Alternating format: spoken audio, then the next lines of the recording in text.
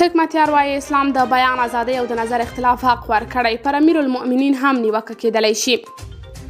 د افغانستان د حزب اسلامي ګوند مشر ګلبدین حکمتیار ویلي اسلام وګړو ته د بیان د ازادۍ حق، د حق ویلو او په خپل منځ کې د نظر د اختلاف درلودلو حق ورکړی او په یو اسلامي نظام کې پر واکمنې امیرالمؤمنین هم نیوکه کیدلی شي.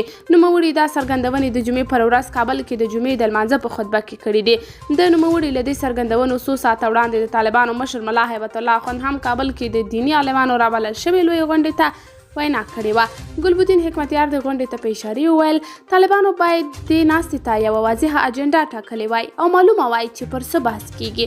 نوموړي همداراز پر طالبانو نیوکه وکړه چې په دې ناسته کې ښځو او سیاسي اشخاصو ته بلنه نه ده ورکړې.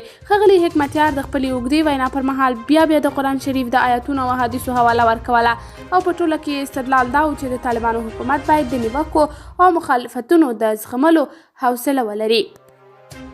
نوموړي وویل اسلام د بیان د ازادۍ حدود ټاکلي دي او هیڅ نظام او واکمن له خپله ځانه د ټاکلو یا بدلولو حق نه لري. ګلبدین حکمتیار زیاته کړه چیرته چې سانسور وي، چیرته چې د خلکو پر خولو پلستر ووهل شي او د حق ویل ګناه وګڼل شي، هلته د فساد ریښې ډېرې غځېږي. ورو ورو یې جرړې دومره ژورې لاړې شي چې نظام رانسکور کړي.